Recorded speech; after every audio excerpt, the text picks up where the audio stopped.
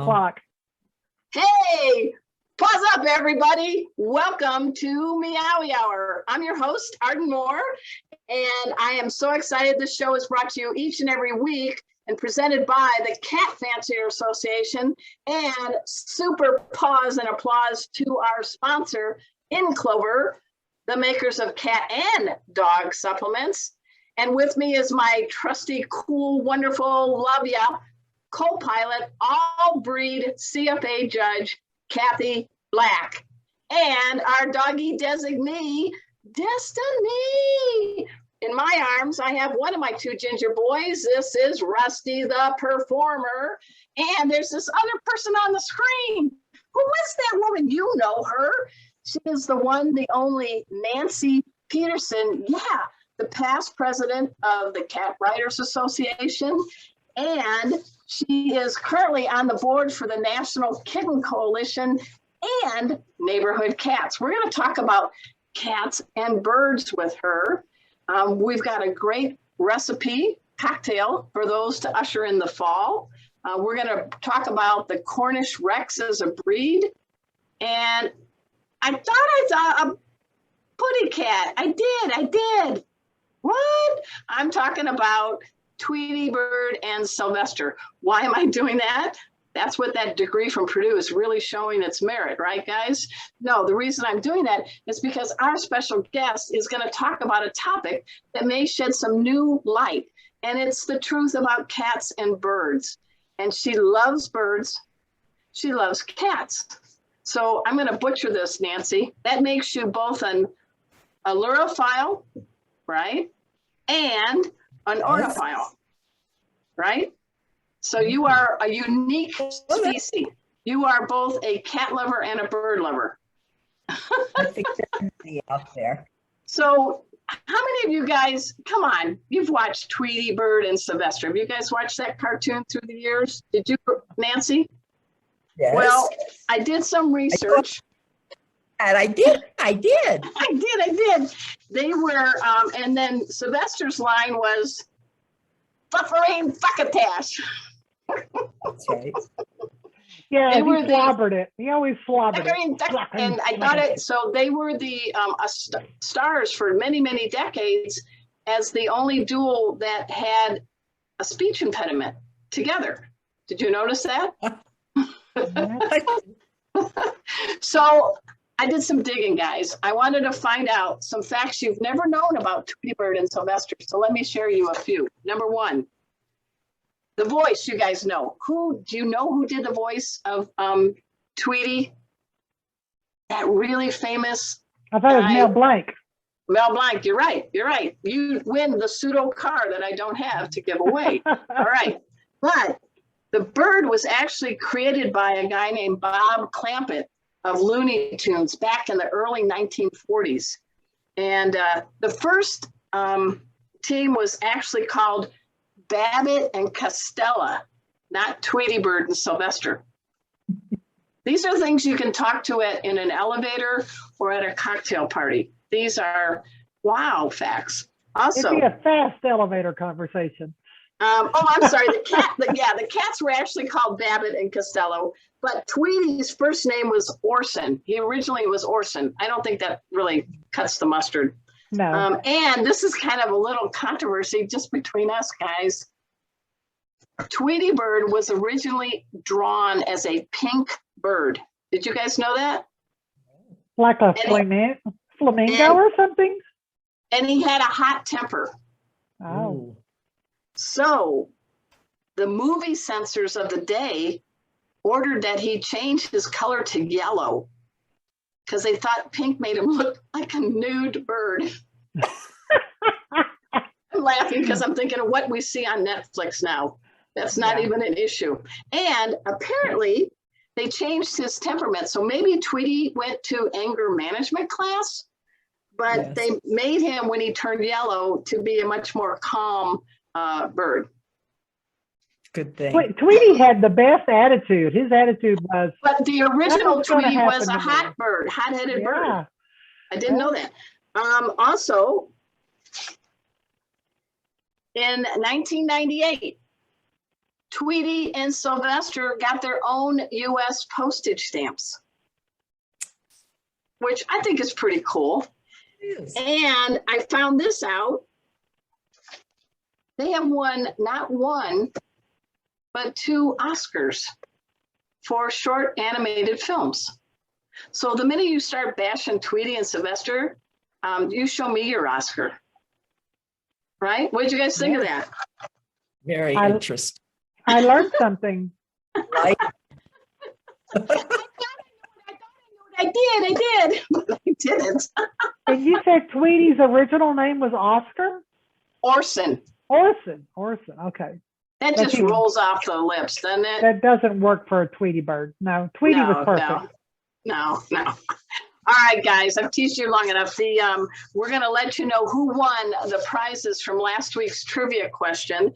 Remember, we are giving away, I have them here stashed in the closet because of my cats. They steal my treats. We are giving away a 4-pack of In Clover cat supplements. We're talking Spry, Flow, Smile, and Sleek. They cover everything for your kitties. This company is founded by a biochemist. We're talking Rebecca Rose. It's been around for over 25 years.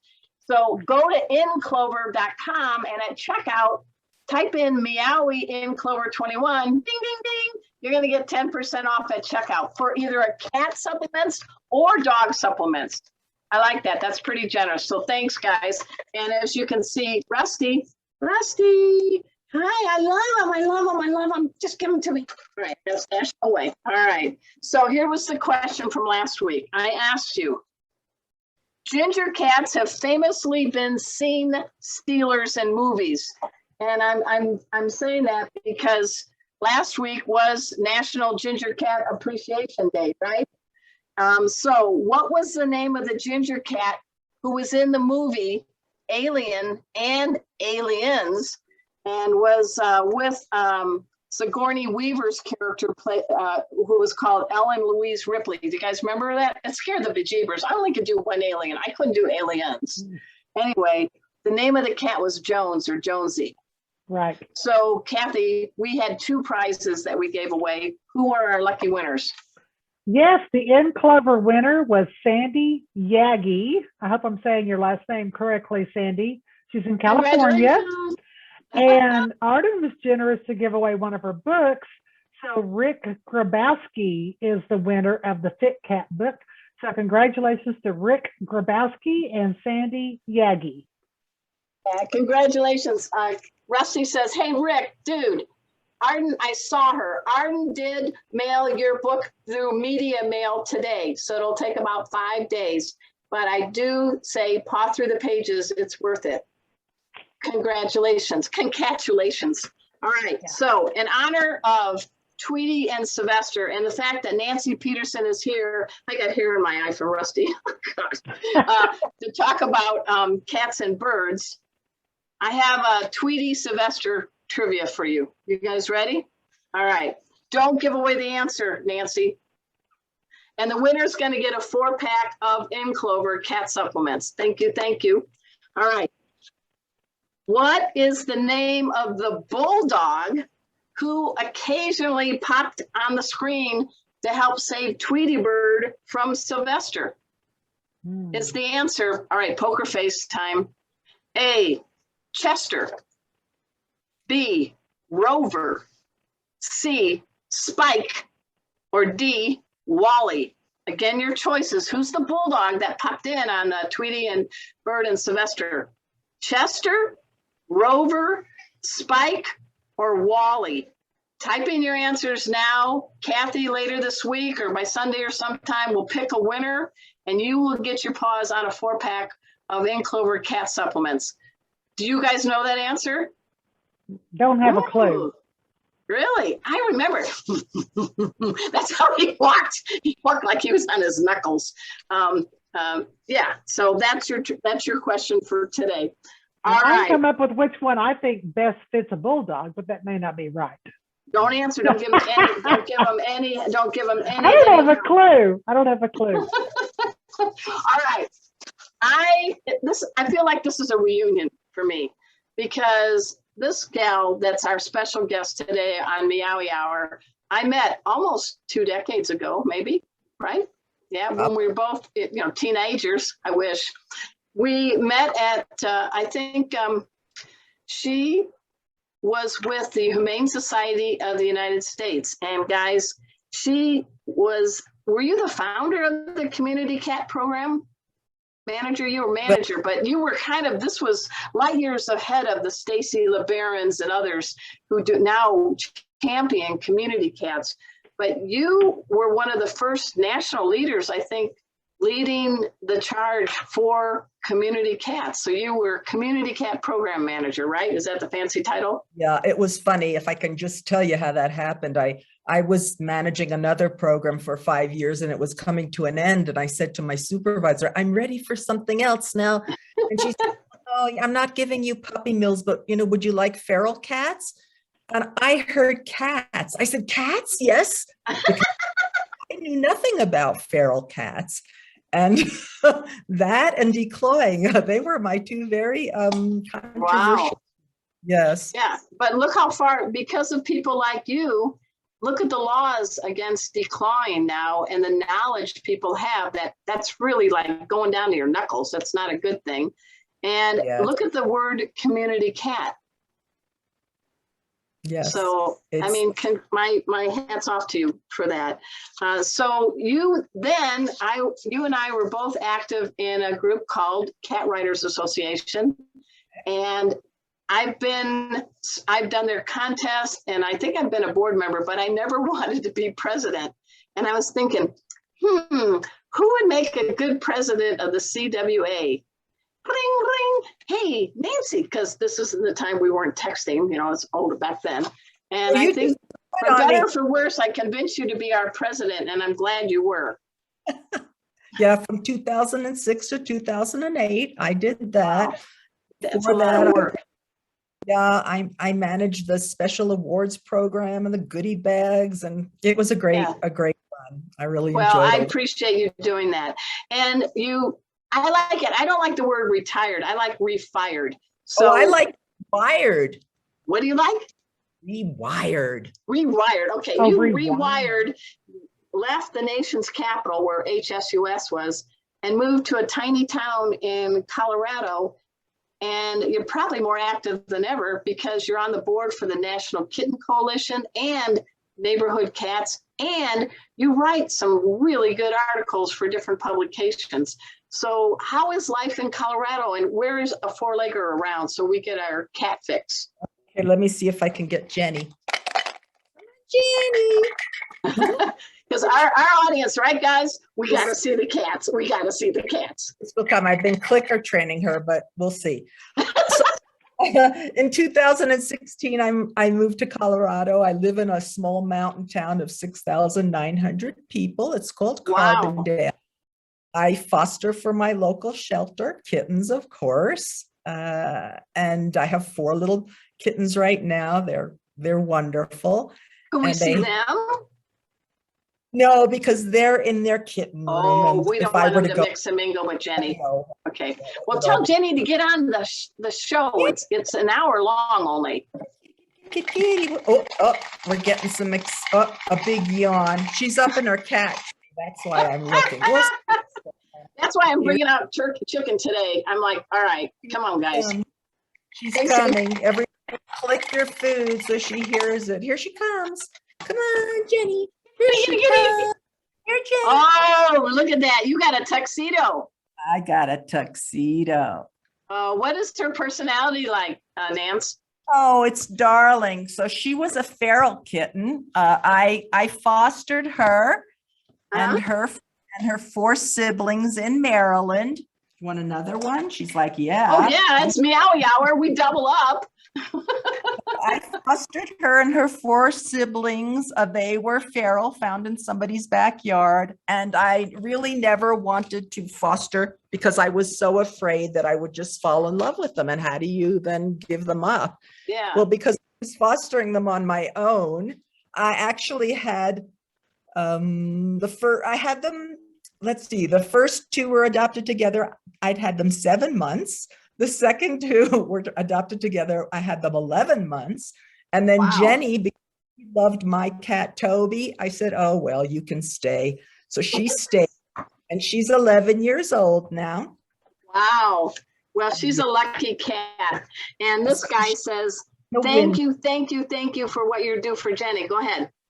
She loves to sit in the window here next to my desk and look at the birds, at my bird feeders. Yeah, as you mentioned, I became an avid birder during, hi, Jenny, you want some more, right? Yeah, but we ate it all. I became an avid birder during COVID. And, you know, I always loved birds. I had 7 parakeets as a kid, but wow. You know, I really became aware of all the threats that birds face to survive. And one of them, of course, is predation by cats. And I've always been a big fan of keeping your pet cat indoor or walking your cat on a harness and leash or building a catio, because then not only are the birds and other wildlife safe, but your cat is safe too.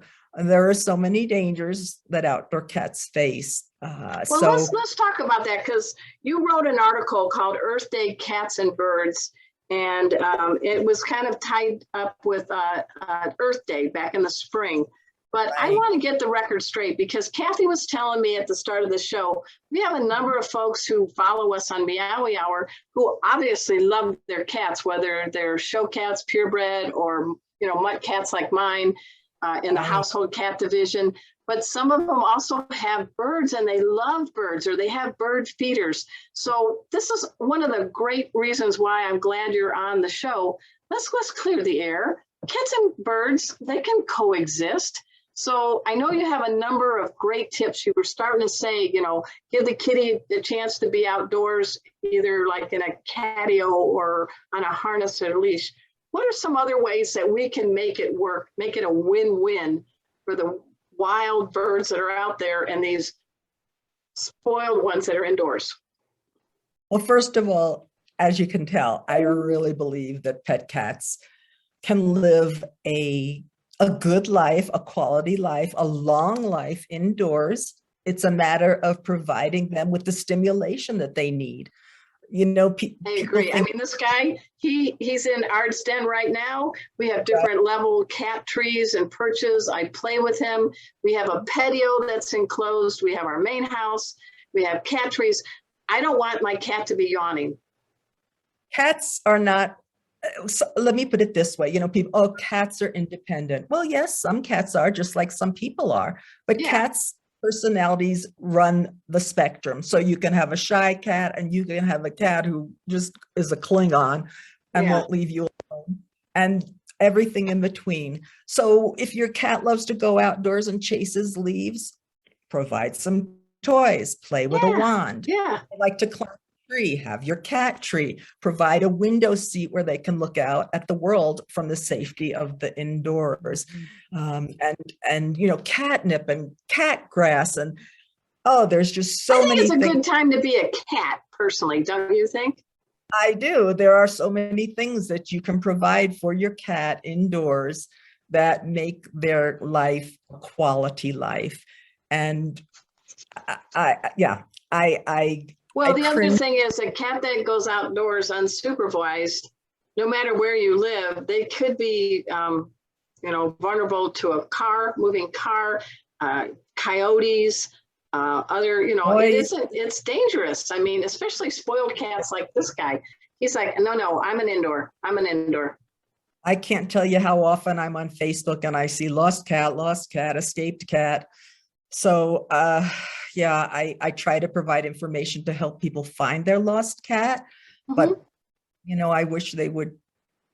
Of course, some of them just escape from the house and they can dart out. I mean, it happens, but if you've got them with an ID collar and a microchip, and we've had people on our show like Kim Freeman, who is a pet detective, giving us great tips on how to find lost cats. But what about the birds? Because I think it's kind of cool to have like a thing out your window for the hummingbirds or a bird nest. So you offered some tips in that article about some native plants that might be really good. Yeah. So, you have a guard that keeps raccoons, squirrels, cats from getting to your bird feeders, make them Okay. high enough so a cat can't jump. You can also place like chopsticks in the ground around. Really? Yes, because cats don't want to step on things that are ouchy on their nice little delicate That's a paws, good right? idea. Oh, I love sushi. And if I you- will, I have a lot of spare chopsticks because Right. we do have some community cats in our neighborhood that we do take care of. But we don't want them eating our birds. We live in a place called Little Forest Hills in Dallas. Little Forest Hills means lots of great trees and gardens, which is beckoning for different birds, right? So you can also, if you do allow your cat to go out, I would say please don't let them out at dawn and dusk. That Okay. is cats when birds are most active, before they go to bed, and when they wake up, they're really hungry. So they're out there looking for food. Yeah. So during migration and during the time when the little birds have hatched and now they're going to fledge from the nest, those are times that they're particularly vulnerable. So it's really best to not let your cats out at that time. And, it's not that hard to, every cat I've had has been a street cat. And I have Sounds like some of my dates, but yeah, that's okay. Yeah. the great indoors is a wonderful place to be. They have no desire to go outside. I think they'd freak out if they did. So I really believe that with a few exceptions, cats can learn to love the great indoors. They don't have to go out to have Right. a good. Well, I think it's kind of cool if they could be on a window perch watching a cardinal or somebody from a safe distance and do that. They're trying to act like they're doing the bird, they're channeling their inner bird. Yeah. And the birds are smart enough. They're like, hey, Fred, you hear that? That's that bird, and that's that cat in the house thinking he's imitating us. We're not getting over there. But you had some other good tips about windows and also about this. We're getting to the time where we want to do some pruning of trees. Can you help us out a little bit to keep the birds safe? Say, as far as I love to garden, but it's great to have bushes where the birds can have safety and trees. And trim your limbs during the springtime when the birds have built their nests on the limbs, because you could be destroying a nest. Leave brush piles for the little animals. And the other thing is that birds love water, and especially in the winter, I have a heated bath, so the birds. Oh, nice. That'll really attract them. What about the windows? Because one time I heard a thud and it was not nice. So dangerous, especially we have big reflective windows, and the birds just see the tree and the mountain and think they can fly right through. So I take and I soften it in water, and I make nice designs. What do you take? I lost you. So mountain town reception. Oh no, SOAP, soap. Oh, soap. Okay. Yes, soap. There's also these wonderful little, that gets a little messy if it rains. But I also have these little dots that I can apply to the windows. And my feeders are either far away from my windows or really, really close to my windows, because if they're really close to the windows, then the birds are slowing down to land on it and will be less likely to collide with the window. Also, I draw my curtains at night when, I turn the inner lights on. During migration, I always close my curtains and turn off outdoor lights that would confuse the birds. Now, with that, with your birds, what are some things that we can feed our birds outdoors that are safe? You mentioned about providing them a water source, but what are some things that we can do besides bird seed? What else is good for them? It's nice to know what birds you have in your area, because then you can tailor what you feed. So for instance, I know here that the birds are going to love sunflower seeds and they're going to like suet. And I also have mealy worms for them. Oh, you're making me hungry, Nancy. You're making me hungry. this is seed so I can attract a wide variety of birds. I also have put up boxes so that in the winter they have someplace to roost to stay warm at night. And in the Nice. spring, I can convert the box to nest box, which is really exciting. Yeah, I just love to watch the You know birds. what? And I'm so happy the birds in that mountain town in Colorado know that you're Carbon around. dating. Carbon. What? Go ahead. Well, we want to make sure, Kathy, I sent Kathy 3 links that we're going to share. I'm going to say that in a minute, Nancy. But Kathy, go ahead and put that link to the article that talks about feeding birds that Nancy provided through the Humane Society of the United States. I've already And also, posted all you 3 did? of them. Yeah. Oh, she's too good. And then we posted about the National Kitten Coalition and the Neighborhood Cats. But you're also, aren't you a member of the Audubon Society? I'm a member of so many birds international, National Audubon Society, my local Roaring Fork, Audubon Rockies, Wow. Cornell Lab of Ornithology. I'm really into birds, and I am trying to reach out to these organizations to say, hey, we really need to talk about how to protect birds and cats. Mhm.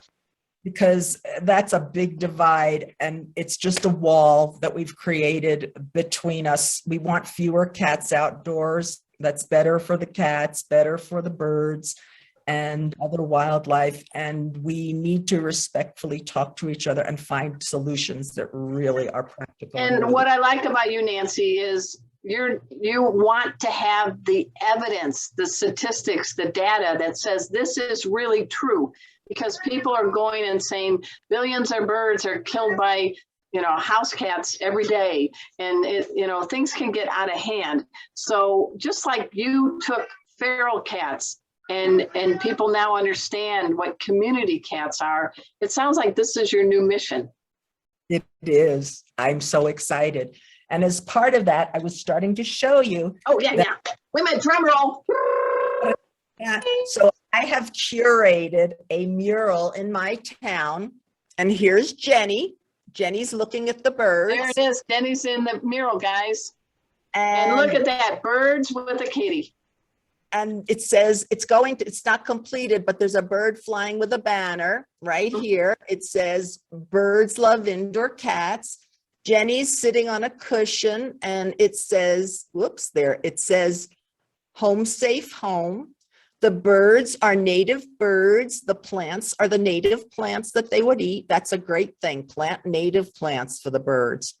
And then it's local scenery. And it's being sponsored by my local Audubon Society. And as I mentioned in the article that I wrote about the mural for my local newspaper, I'm saying, come on, all you Audubons and folks across the country. Yeah. There's a wall, there's a way. Let's do it. Let's get. Yeah. So this one was designed by Gabriela Mejia. And I like that you're bringing two sentient beings together, birds and cats. And I'm proud that I'm sure Jenny doesn't care that she's in the mural, but I think you should be proud of that.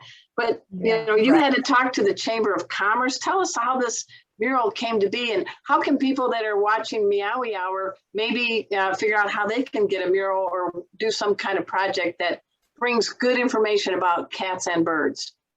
Well, the National Audubon in New York City has been creating these huge murals of birds.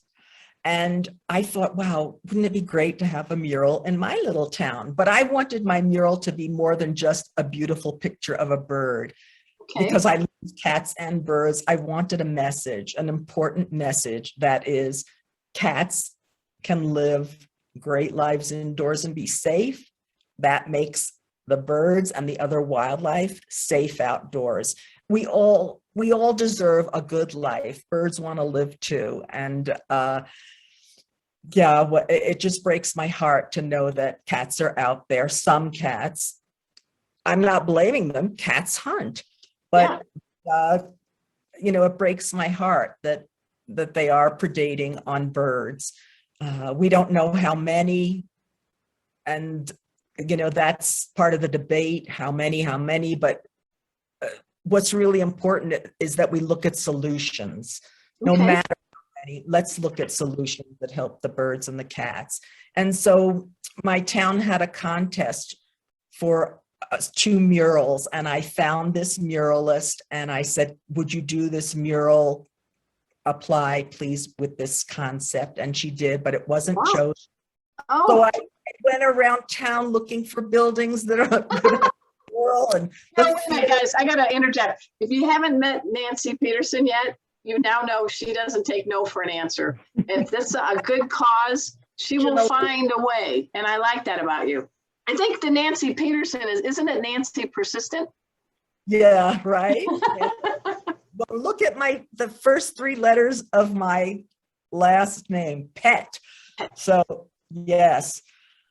And so, I looked and I found this spot, and he said, oh yeah, but they're going to build a building in front of it, so you won't see the mural. So finally I thought, okay, I'm going to go to the Chamber of Commerce and ask them to put out a note to their, yeah, they do this, I know this, to their members and say, do you have a wall? Well, the Chamber of Commerce is located in this building, the 3rd Street Center, which houses a lot of nonprofits. And she said, well, why don't we have it here at the 3rd Street Center? She said, contact Colin Laird, who's the director. And I knew Colin. That's the beauty of a small town. Yeah, 6,900 people. Yeah. Huh? I said, Colin, could we put a mural on the building? He saw the design. He said, great. We started painting on Saturday. It should be finished. And Saturday, is that new? Saturday and Sunday, the community came. We had little kids that were like 2 years old painting on the mural. It was just fun. That's awesome. What do you think of that? What do you think of that, Kathy? It took a village. Amazing. Yeah, that's great. So, wow. I mean, I'm nobody extraordinary. I think anybody could do this. Get with your Audubon and see if they would be happy to sponsor something like this. In your town, find a wall. I like that very much. I think murals are wonderful because they tell a story without a lot of words. And this is coming from a writer. Yikes! But I salute you, Nancy. We also love cats. I mean, dearly. And your involvement with the National Kitten Coalition. Can you talk a little bit about that? You're on the board. I am. I met the founders of the National Coalition. And they're great partners with the Cat Fancier Association, the National Kitten Coalition. Oh, thank you, CFA. When I worked at HSUS and many years ago, and I just always admired their work. Well, they really kicked it up when they became the National Kitten Coalition. And when I retired and moved to Carbondale, I was having some problems. And at the time, I just couldn't accept being on their board. I wanted to. I really believed in their mission. But finally, when I started feeling better, I said, hey, is that offer still available? And it'll be a year in January. Congratulations. Although I unofficially came on in November. And I have been just writing up a storm for them and loving that because, as you know, writing, you probably love to write. I don't love to write. I do. That's what I do for a living, yeah. It's the end product. You have something that can live for years, that can educate thousands, give them new ideas, help them figure something out. And so I'm just... It is. The keyboard, it can really make a difference, what you put. So what a combination. When I first started at the HSUS, all I did for 1 year was research and write, read through everything. I was not a good writer, but I had a colleague at the HSUS who was a writer. My sister's an editor. So over the years, and then being with the Cat Writers Association, I learned how to write. And boy, between that and, my passion, I'm just so happy. So Nancy, go ahead. I was going to say, she has shared with me 2 different documents. And so I just wanted her to say what those are, and we'll let people know that I have those if they would like to request them. Yeah, she's got some good stuff for us, guys. Take a look. Awesome book written by Walden Peterson, not me, Peterson. Cat conservationists. And what Kathy has shared with you is a 30-page synopsis of this Nice. article. And there's also another article about the demographics of cats, where they are, how many there might be, how do you even figure it out? So she's put that on. And I have to tell you that when Kathy said she was going to be talking about Devon cats. Oh, yeah. Cornish, well, actually Cornish Rex, but yeah. 1984, one of my first ever published articles is about, yes, the Rex breeds. And Oh my this- God, 1984? Where was this in? Veterinary technician. Wow. Yeah. There you pulled something. Hey guys, sorry, she was also a veterinary technician. Did I forget to mention that? Yes. So 1984, you wrote about that? Yeah. I also trained dogs for Oh, people with disabilities other than blindness. So I love all animals, but cats and birds. I like that. I mean, how did you get your love of cats? Where did you grow up, and did you have cats or kittens as a kid? Well, my parents both worked, and so they didn't want to have pets because it was a big responsibility. I was always bringing pets home and buying them a home. I brought a little puppy home. I was 19 years old going to school in Manhattan on the subway, but I never got to them. I had 7 parakeets. So, as an adult, I had to make up for this hole in my heart. And I met a woman and she had cats, and I realized I always thought I wanted dogs. I always begged for a dog for my birthday, but wow, I met cats and I'm like, oh, I want a cat. So as an adult, I've had cats and I just adore them. Yes. Yeah, I met a couple of your cats, and I knew, and your kitties live for a long time, so you're doing something good. I don't know what you're feeding them or what, but what's it like to have Jenny? Jenny, I love the look of Jenny, the tuxedo cat. What does she do for you? What does she do for you? Jenny sleeps with me every night, and we have a little routine where she jumps up onto the bed and I do a little clicker training with her. So, Mom, I'm tired. I don't want to do it tonight. yes, it's a treat that she So Nancy, I've actually had an inside pet bird, and I know a lot of our cat fanciers they have macaws and they have parrots, so and they have, and I've had a cockatiel and so we have a lot of cat fanciers that have birds on the inside, and I have, of course, a bird feeder on the outside. But are there any tips or tricks to having an inside bird? Because I learned kind of through the hard way with some of my inside birds and my cats, and they were always fine with them unless the bird flew. They didn't mind the bird walking around. But do you have any tips on in that regard? Well, I'd have to say I'm not an expert on that topic. What I do know is that cats are it's instinctual for them to hunt, and their sight is not like our sight is so great, but movement, when they see movement, they want to pounce and they want to stalk.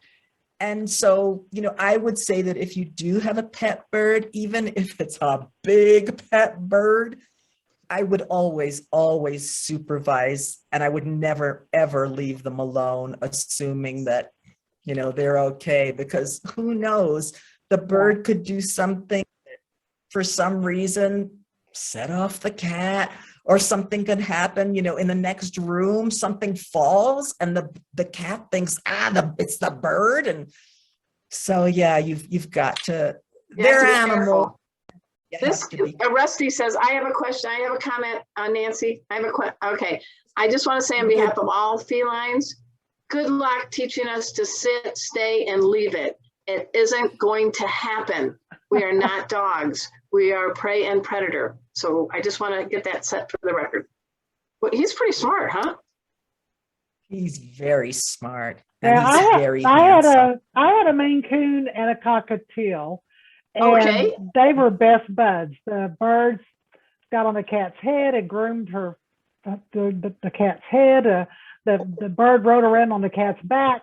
He was a very nice, laid back cat, very well fed, wasn't ever hungry. So, but I had to clip the bird's wings because if the bird flew, then the cat got too excited. But just the bird walking around on the ground or going to sleep next to the cat was actually good with that. It was amazing. But I did not leave them. I did not leave them unsupervised. I can promise you that. Well, one thing I thought of is I want to hold up something. This book right here. It's going to be a new version coming out next year. But go ahead, Nancy. Tell us what our connection is with the book I wrote. When I worked in 2007. What's our connection? Yes, our connection is that Arden asked me to write the foreword for this book that was published in 2007, and I did that. And I appreciate it. Do you know this book has sold almost 100,000 copies? Yeah, cat behavior. I mean, it's so important. People assign human thinking to what their cat is doing. And the cats aren't spiteful. They're not being mean. They're not being deceivious. Is that a word? Yeah, you're asking me? Yeah. That's good. So, well, here's the deal, guys. I am going to give away an autographed copy of this book today, too. So, Kathy, here it goes. And here's the question, and Kathy will pick the winner. We have been talking with Nancy Peterson, and she is from a small town in Colorado, a mountain town. We know that she worked for the Humane Society of the United States. We know she's on the board for the National Kitten Coalition and also Neighborhood Cats. So here's the question. It's easy. Come on, you've been listening and watching. What's the name of her cat? What's the name of that tuxedo cat? Whoever gets picked, I'm going to send an autographed copy of this book that has the foreword written by the remarkable Nancy Peterson. All right, Miss Kathy? I have it. Thank you. Yes. All right, so we're going to shift gears. I want our special guest, Nancy, to still hang on. I'm going to turn my screen off to get ready to be bartender. But at this time, it's my honor to have Kathy talk about the Rexes. And this time, I think you're doing a Cornish Rex? Yes, we're going to do the Cornish Rex this week. Okay, take it away, Kathy. We've done the Cornish Rex before, but I'm kind of circling back around on some of the breeds we've already done. And I've got a topic coming up in a couple of weeks, Nancy, to talk about the curly coated cats, the cats with the different Rex genes. But this week we had picked the Cornish Rex. So let me get my glasses on so I can see what I'm doing here. Okay, let's talk about them. So the Cornish Rex is a study in curves. With the curly coat, the curved profile, the large expressive ears, it's got a whippet or a greyhound arch body, and people think that they're anything but cool or aloof, but they're not. They're very sophisticated and elegant, and these cats are little monkeys, I call them. They're very fun. They're very striking coat is probably the number one feature that people think about them. This is all the undercoat of the awn. There are no guard hairs, but they have this beautiful egg shape to the head that's also very distinctive, and those long, spindly legs with those little tiny oval paws. The natural arch to their back is also something that we think about with this breed. The barrel chest and standard calls for a waistline, and it is the only CFA standard that actually calls for a waistline on the cat. Now, these cats come in all kinds of different colors. They come in the solid color class. In the white, they can have the green eyes or blue eyes or even odd-eyed. They come in other solid color coats like this blue here. The calicos in all different kinds of bicolor patterns with this brown patch tabby and white that we have here. Here's a solid black. I don't know if you can see it in this picture, but they have two convex curves to the profile. So there's one curve with the nose, there's a little slight dip there at the eye level, and then another convex curve going over the forehead. They look like they're very fragile, but these cats are muscular and very active. So if you want a cat that's going to sit around and not do anything, the Cornish Rex would not be the breed for you. We have an exhibitor that likes to dress her cats up in really fancy costumes, and this was a picture that was taken at a show with one of her Cornish Rex cats and one of the elaborate costumes that it happens to have on. Nancy, did you want to add anything about the Rex gene or the Rex coat? Kathy, that is not my expertise, so I will leave it to you. Okay. All right. Have you ever met a Cornish Rex? I have when I've gone to cat shows, definitely. And they're so soft. Their fur is like little lamb fur. Yes, because it has no guard hairs. So it's just all the on or the undercoat that causes it to feel that soft, because that's the softest part of the cat's fur. And then those waves are called Marcel waves. Now, that was a term that was used back in the 20s when the women used to crimp their hair in what they called Marcel waves. And so that's what the description is for that coat. So it's very unique breed and very unique coat. And as I recall, when I did the research for my article in 1984, so who knows how true this is, it was a mutation that was just discovered by someone whose farm cat had, or something like that. You're right? In Cornwall, England. That's where the original cat showed up. So that's why they're called Cornish Rex. And then a different cat showed up in If they were found Devonshire. in Paducah, they would be Paducah cats. Paducah, Kentucky. Well, there's a Paducah, Oklahoma, too. Oh. And so the Devon Rex was in Devonshire, England. So that's also, and they've actually genetically tested the Selkirk Rex, the Devon Rex, and the Cornish Rex. And all three of those Rex genes are specific and individual to those cats. So it's not, the Rex means curly coat. So, but all three of those are three different mutations. Wow. And it was just the other day in the New York Times about research that's been done to show the genes that create the tabby stripes. Very interesting. Oh, you're like Rusty's sporting right now? Yes. He's got the big M. And you've done the tabby patterns before, Arden. You know what they are. We know spotted, ticked, stripes. Well, that's mackerel. Swirl. Oh, sorry, mackerel. Swirl. Mackerel. Yeah. That's mackerel. the stripes and classic. And classic. Or blotched. Yeah. So he's like, here, I'm doing my kitty push-ups right now. I can do that with Jenny. Hey, thank you so much, Kathy, for bringing us a little bit of knowledge about the Cornish Rex. And I like it because there's only like less than 50 breeds that are actually recognized by the Cat Fancier Association. And Nancy, our show's been on the air for about a year and going on almost a year and a half. So yes, there's going to be times we're going to learn a little bit more about the same breed, but you've got an all breed expert right here on the show in Kathy Black. And I always learn something from you, Kathy. And what's our designated dog Destiny think about the Cornish Rex? She's very sleepy today. Mama worked on her for about 2.5 hours cutting her hair off, and she's tired. Yeah. But she is getting along with your cats now. The cats are like, I guess the dog's staying. Well, the middle child is actually starting to come into the house a little more now. Not that they're outside, Nancy. They're not outside. I have a sunroom that's completely enclosed and heat and air conditioned and everything else. But that's their safe zone from the dog. And since the dog came into the house, one of the cats just really had a hard time adjusting. And then I got on the furniture and she can't figure out how to get to me. But last night she got within about 2 feet of me and was looking at me like, how do I get over there? So she's getting closer. She'll make it. Hey guys, one thing I love about the Cat Fancier Association is that they champion all cats. Big growing division at cat shows is the household cat division.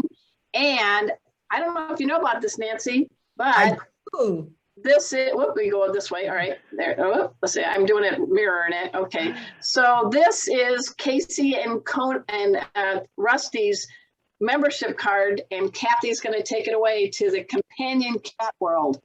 Yes, it's our way to register your non-pedigree cat with the Cat Fancier Association. It's called Companion Cat World. And when you join for a one-time fee of $13, of which we donate a portion of that to a local shelter, you upload a picture, your cat's picture goes up in our gallery of cats on CFA's website.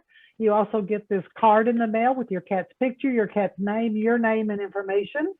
And you can also get luggage tags, which are great to put on your crates, like when they go to the vet. And you can check all that out at cfa.org/CCW. Yeah, and I love it. I think it's kind of cool. It makes my cats look cool, you know, don't you think? What do you think of this concept, Nancy? Very handsome. And I love the idea of a luggage tag or on your crate. Or, Yeah. Yeah. Picture IDs are great.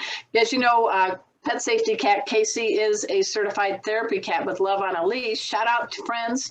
And we have to both have IDs when we go to make our visits. So, you know, you got to keep it going. Speaking of Casey, Rusty, and my dog, Kona, we team up and we teach veterinary approved pet first aid, but I do it in different ways. So, all right, you got an all cat household? No problem. Go to Pet First Aid for You. And we do have openings for our next class, which is going to be Tuesday, October 12th. It's going to be at night, 5 to 8 o'clock Central Time. I don't know what that is, Mountain Time, Nancy, but we'll figure it out. Go to Pet First Aid for You. It's a 3-hour class. Also, I have a dog cat class, 4.5 hours. That's going to be Sunday, September 26th. We've only got a few spots left for that one. So if you can't make that one, we have another one in October 16th. So please go to Pet First Aid for You and see that. And I got to tell you, Nancy, I know COVID is crippling in many ways, but thanks to Zoom, I'm getting to reach people all over the world that have pets. And it's live, it's interactive, and I think it's really important to teach people how to wrangle an injured cat. Because as I learned from the great Dr. Elizabeth Colleran, the past president of the American Academy of Feline Practitioners, I'll never forget, she taught me this one message. Arden, with cats, you never force, you always negotiate. Don't you agree, Nancy? I definitely do. And you know, something I'm dealing with right now, my very dear friend, who is a volunteer for the National Kitten Coalition, she just got a terrible series of cat bites on her leg, and she's in the hospital. Yeah, and we do to address cat scratch disease in class. We have a few minutes, so I'm going to give a few tips if you guys don't mind. Do not think you can scruff a cat and win, because cats have flexible spines. And I jokingly say they have 5 weapons of mass destruction, claws and teeth. And where are those paws? They're on the dirty ground. I know you may have immaculate houses. They're digging in the litter. So the tips of their nails actually have, the scientific word is caca, just kidding, but there's contaminants. And if you get scratched or bit by a cat, you can get that in your bloodstream and you can be having to go to the hospital, which nobody now wants to ever go to a hospital right now. The thing about cats is the big old bath towel, folks, is your friend. So practice just like Nancy does with her cat, Jenny, hint, hint, quiz. And practice wrapping your cat in a towel and putting them in a carrier from the top. Here's my carrier, pretend. We load the kitty from the top, and when we carry that carrier to the car and to the vet clinic, forget you have a handle. Hold it against you so it's a steady ride, because when there's a handle, you're going to rock the boat, and that's going to agitate a scared cat. So I wanted to share a couple of cat tips. Do you have anything you want to add, Nancy? Because you were a vet tech. Yes, I would say that, you know, your cat doesn't mean to bite you, but Right. if you get in the middle of something, it's called redirected aggression. So your cat is like hyper alert. Yeah. The cat outside and you go to push him away from the window or the door, he just might nail you or bite you because he's like so upset. So, Right. you don't, if you want to get him away from the door so you can close it or close the curtain, use something else. Go get a broom. I'm big on tossing a towel over them, lights out. They're like, yeah, don't get your hands or your body anywhere near you. Yeah, well, their fight or flight syndrome takes over their logic. So it's no matter how sweet or how wonderful your pet is, when it is in the fight or flight mode, which is most of their mentality, they don't think of you as their beloved owner. They just want to get away. They want to get under something. They want to run or they want to attack. So you have to just look at them and say, they don't know who I am right now. They're not in that frame of mind. And until they calm down and they get all that adrenaline out of their system, then they'll be your sweet, loving cat again. But don't try to negotiate with a cat that's in fight or flight, because there's no you'll lose every time. Well, and as a cat, they're going to stay aroused much longer, say, than a dog would. So wait 5 minutes and go, oh, are you okay now? Because they probably are not. Just let them. Yes, I totally agree. Hey, guys, we got a few minutes left, so it's time to celebrate all cats. I'm your friendly feline bartender. Don't worry, no cats are drinking this. It's alcohol, but we are. And this one is going to be called the Back to School Apple Cider Cattail. Big shout out to Teresa Kiger. She is an all-breed CFA judge and the editor of Cat Talk, and a friend of Nancy's. We all knew each other in the CWA days. Nancy, she does these graphics of my kitty cocktails each and every week. What do you like? This one's beautiful. Beautiful. So it's easy, guys. We're going to leap into fall with this cider drink that has a bite to it. So to make it, all you need to do is take your trusty cocktail shaker with ice, and you're going to put 2 ounces of apple cider. Now I'm getting special. I decided to do sparkling cider. So I'm going to put 2 ounces of sparkling cider, just mixing it up for you. All right. Then I am going to do 1 ounce of your favorite whiskey. For me, it's some small batch made in Texas, where I live now. So again, when you do a posse pour, it's a 4 count. 1, 2, 3, 4. Did I count slowly enough, Kathy? Yeah, that was good. Already outside. You want to do, I love ginger beer, but I'm a chick, so I do diet ginger beer. All right. And for this one, you want to shake thoroughly, but not too vigorously, because you got carbonation in here and you don't want to create a mess. So, but you said carrot juice was optional. Oh yeah, sorry. Carrot juice is optional. I'm not a fan of carrot juice, but I added it just because if anybody wants their carotene. All right. And that'll give it its color. And then all you do is get a nice rock glass, and the carrot juice would make it a nice orange color if you like. But at this time, I would like all of us, please, to raise a glass and let us toast to all cats, the purebred cats, the cats whose DNA we never may know, but they make us better humans. Cheers, kitties. Cheers.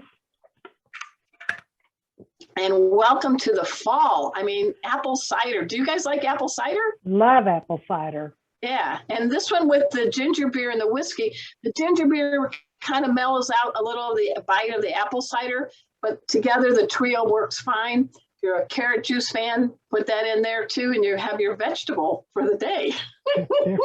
Hey guys, we got a couple minutes left. I want to very much give a special thank you to our guest, Nancy Peterson. She's on the board of the National Kitten Coalition, and she's also with Neighborhood Cats. She's in Colorado. She's getting murals put up everywhere. She's a can-do gal. I'm so happy you've been on our show, Nancy. Thank you so much for being available. Kathy.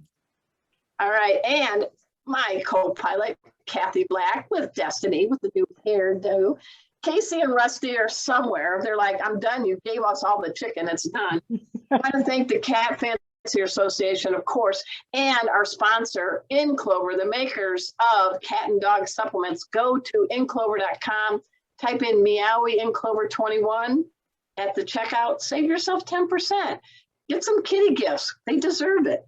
Next week, we got a very special gal as our guest, and her name, and the name is Janae Kelly. She is an award-winning cat writer and knows a thing or two about pet insurance. We've never covered that topic.